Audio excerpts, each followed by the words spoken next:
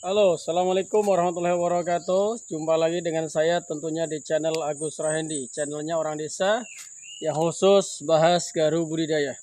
Baik, hari ini kita akan menyampaikan bagaimana cara pemanenan. Jadi memanen lempeng gaharu budidaya, baik yang dioles maupun yang tidak dioles. Tapi di sini mayoritas nanti adalah kebanyakan gaharu-gaharu yang dioles, hasil olesan dari obat kami sendiri dan hasilnya seperti apa.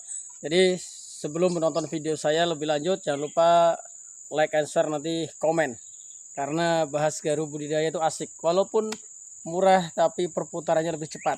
Kita seperti apa? Ayo. Inilah gaharu budidaya yang ada di sekitar rumah, belakang rumah. Ini sudah dioles beberapa tahun yang lalu. Dan ini sudah dioles, dan ini sudah, kalau ini udah dipanen. Ini udah dipanen 2 kali, jadi mau dipanen 3 kali ini. Jadi gaharu budidaya yang dilakukan rekayasa yang seperti ini bisa dipanen berkali-kali. Ini sudah 3 kali, nanti bisa dipanen sampai 7 atau 8 kali. Nah, seperti ini. Jadi kalau hasil oles itu pertama ketika sudah dipanen, habis itu seperti ini keadaannya. Dan ini adalah kering total. Jadi ketika gaharu tanpa dilakukan rekayasa, dia untuk ketebalannya kurang maksimal, dia tipis. Tapi dilakukan rekayasa seperti ini, ini ketebalannya seperti ini, bisa, ini ada nyampe 3 cm, ini bisa 3 cm ke dalam, ini 5 cm ke dalam ada ini. Jadi kalau yang seperti ini, ini saya biarkan nanti ke depannya menjadi medang bagus. Ini kan ke dalam, ini ke dalam. Tapi ingat, namanya gaharu, batang gaharu karakternya beda-beda. Satu batang pun ada yang tebal, ada yang tipis. Ini tebal, ini yang tipis seperti ini. Dan ini sudah siap untuk dipanen karena sudah bagus. Ini gaharunya seperti ini. Ini udah dipanen 3 kali ini.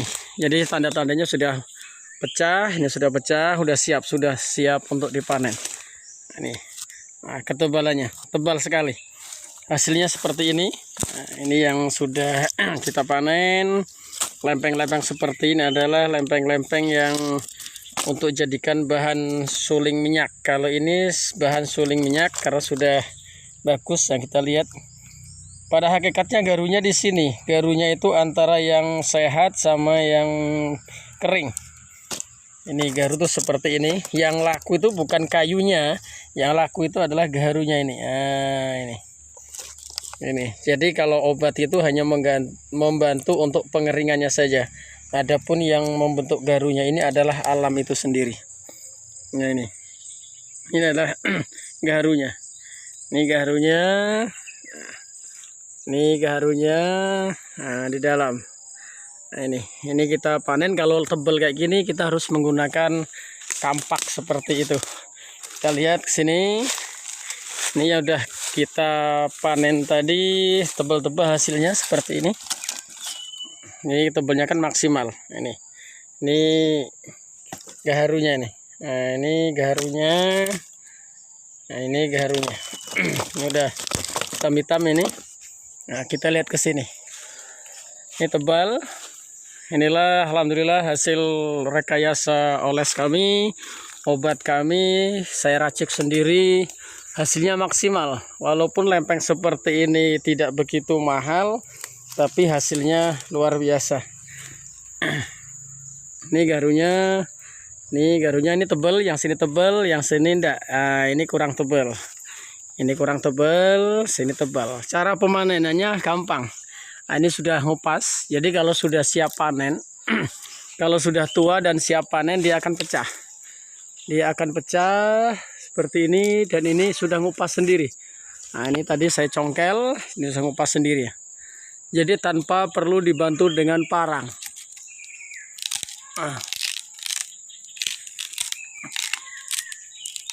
Tinggal narik. Nah, jadi tinggal narik, sudah bagus, sudah bisa. Ini garunya.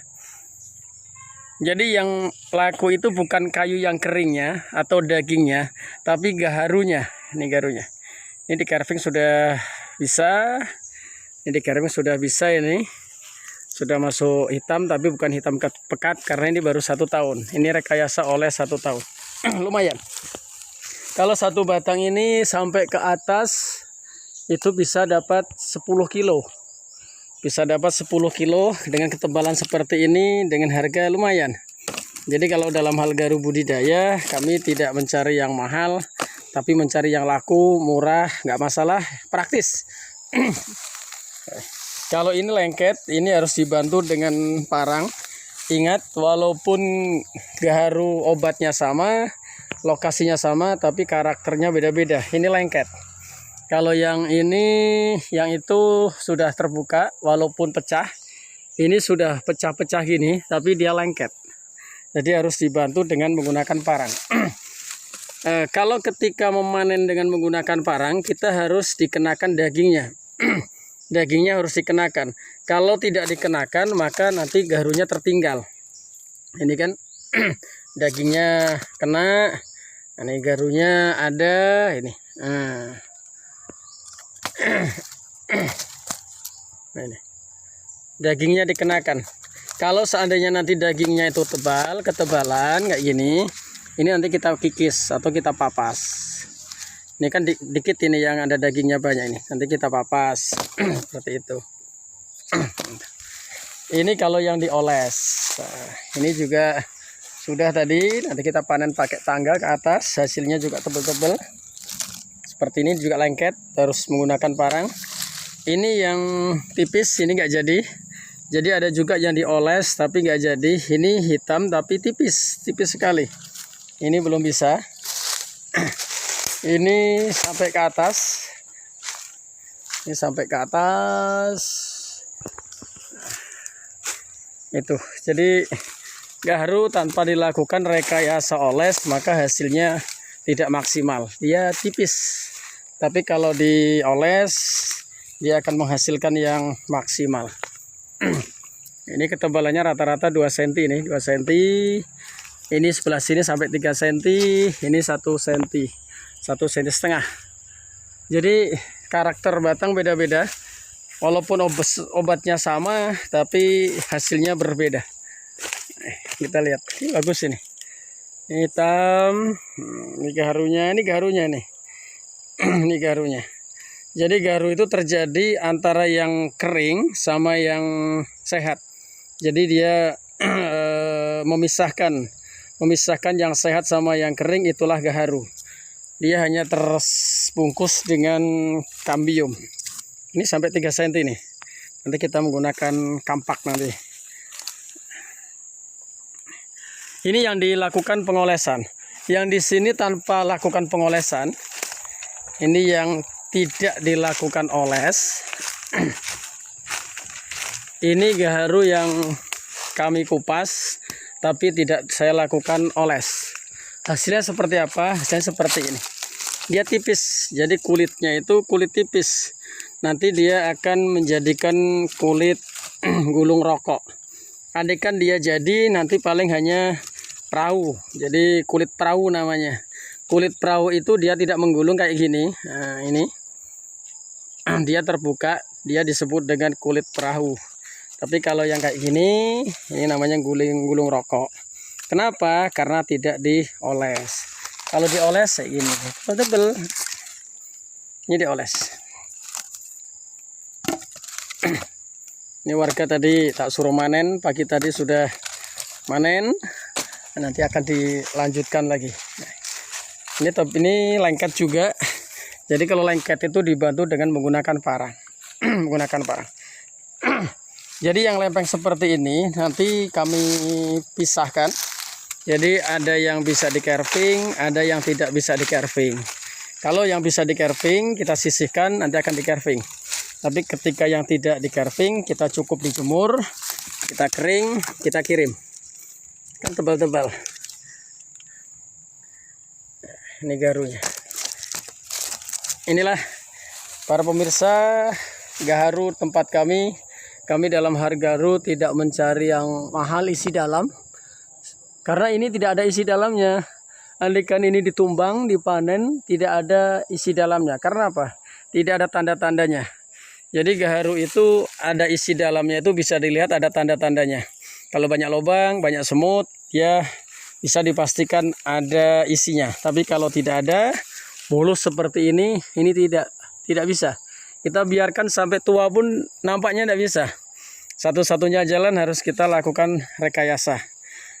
Alhamdulillah dengan direkayasa juga kami lancar selalu mengirim garu-garu hasil-hasil yang lempeng seperti ini yang melalui rekayasa. Bisa, tapi ingat ketika direkayasa jangan sekali-kali dipanen di umur 6 bulan ke atas.